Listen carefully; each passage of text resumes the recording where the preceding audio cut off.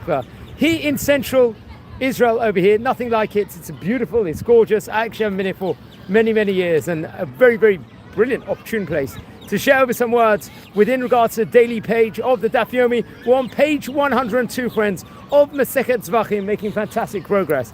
And only 2.5 weeks away from a grand siyum also once again over here. And we've got the large mall right behind us. Over here we've got a lake right in front of us also as a special treaters. We like to go to different places in every single different video.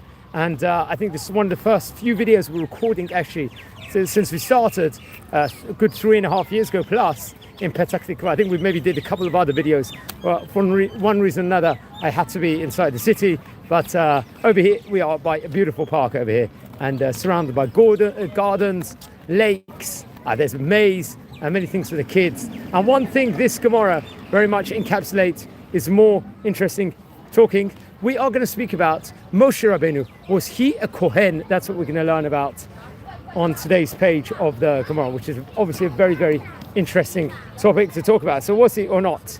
And that's what we're talking about. It actually happens to be Kuf Bet. That's a page of the Gemara in today's daf over here. And I've got the lake right behind me also over here, friends.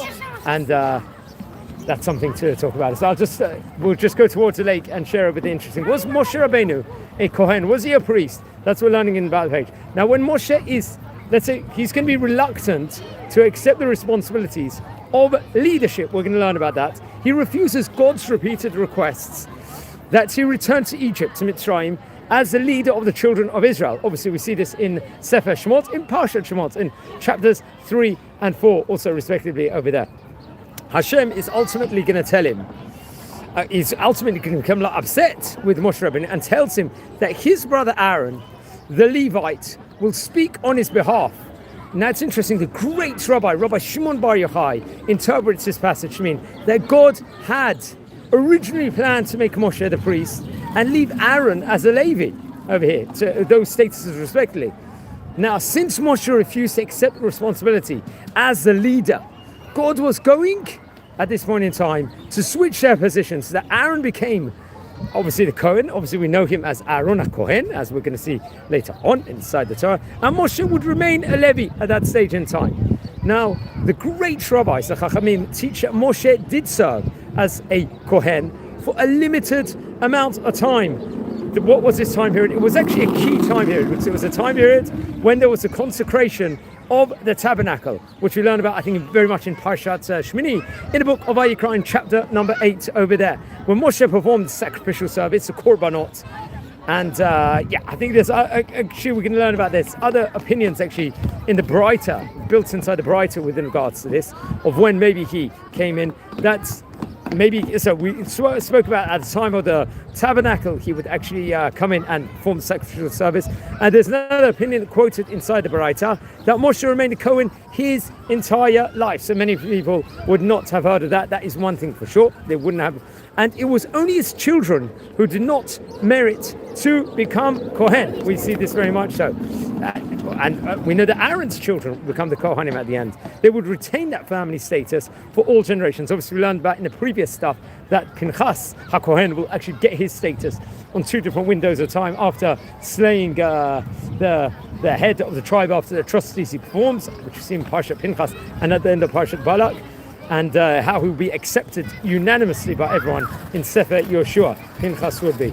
So in support of this last position, a passage from the book, the Divrei Hayamim, I think from number 1, from chapter 23, verse 14 is quoted that says, over here, that Moshe's children were associated as Levites. Furthermore, the passage in Tehillim, we learn in the book of Psalms in chapter 99, that's Tzadik Tet naturally in verse number 6, refers to Moshe and Aaron together as Kohanim. So you can see, possibly, potentially, he was a Kohen over here. So to give strength within regards to his status over here. Wow, I'm just, right in front of me, there's a beautiful lake, friends. I've got to share over the last few words with regards to this specific page, this idea. Just by the lake, I've got a swan right behind me over here, friends. Now, Rav teaches that Moshe, in fact, served as a high priest, as we see in verse 29 in chapter number 8 over there, that he received a high priest portion during the days of consecration. And friends, furthermore, it appears that according to this opinion, Moshe retained this position as the Kohen Gadol, as a high priest throughout his life.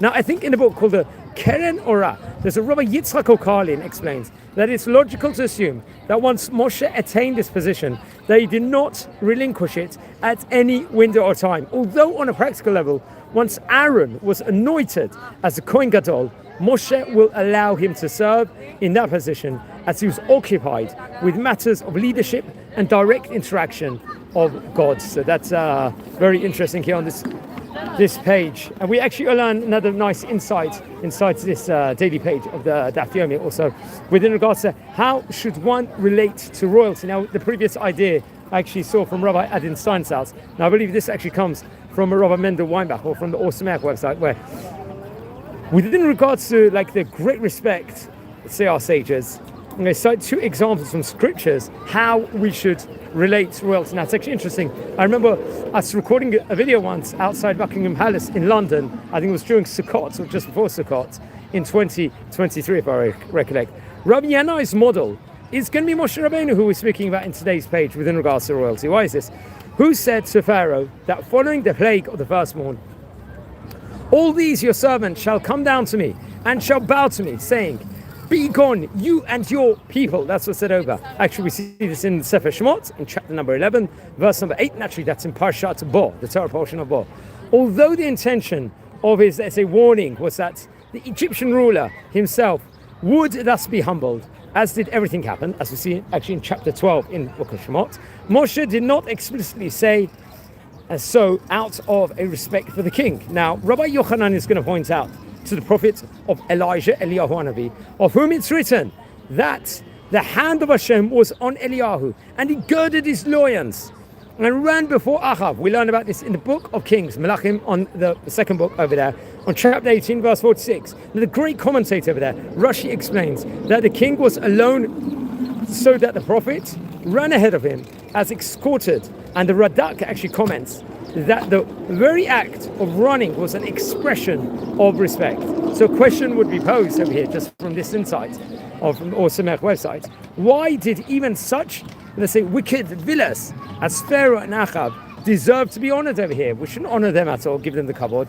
They should be ridiculed, what they've done over there. Albeit it's actually, I think, a machloket in the Gemara, whether Achav will get Olam Haba or not, because seemingly he did some very, very good things also in his life. We have to demonstrate over here. And you could argue that also Pharaoh, if it was the same Pharaoh as the time of the story of Joseph, he also did some good things also. So that could be the argument.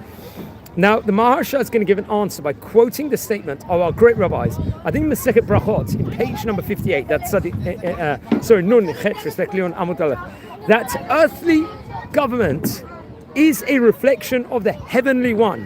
One who shows a lack of respect for a king below is therefore guilty of a lack of respect for the king above. And we've learned this idea very much in other areas of the Gemara, and we've spoken about it extensively on various other pages also inside this Talmud. Now, it's a special treat over here. We're not here every day. Let's see some of the sights and scenes of this gorgeous lake and this gorgeous park here in Petach Tikva as a special treat over here. We'll be fantastic people watching every single day the daily page of Daf Yomi. Look at the beautiful lake here. You can see the towers and apartments of Petach Tikva. Another small lake over here, friends.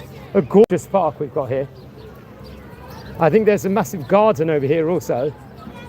And friends, we're a community here. We love exploring Israel. As we explore the gorgeous city over here. Excellent outing. I'm going to post this up. I'm recording this at the time of Hanukkah Festival. I'm going to post this up probably later on the various different channels. So a special garden here. Let's see the lake itself. Over here. Look at the nice luxury apartments here, friends. Yeah, you want to put her in? Yeah, it's extremely sunny. There's a massive garden over here. We went there. Oh, you went there? Can I pop in there for a minute? Yeah. It's closed. Oh, what is it? Oh, it's closed? I need to check on in the mall. Should go the other? Okay, fine. And they want to do again the bank holiday activity. Okay, fine. Okay. Okay. Anyway, it's on the way back. So, no? It's on the way back, I think. Right, let me just go over here by the breeze. I'm coming over here. Wow, let's check out this beautiful beach over here. Wow, what a view. What a view, friends. Amazing, amazing Israel. As a special treat for this Daf Yomi. There's a lovely walk here, friends. Well, almost picturesque. I think it's a good place to finish. Nothing like the sights and sounds of this gorgeous country here in Israel. You can see the swans here. Beautiful, friends. Beautiful Israel.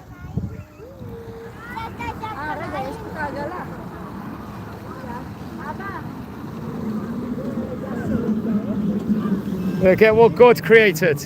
Hashem created all this. Friends, wishing you all a fantastic day, a fantastic week, and blessings to all you fantastic people out there. Please don't forget to subscribe to the channel also. Thank you.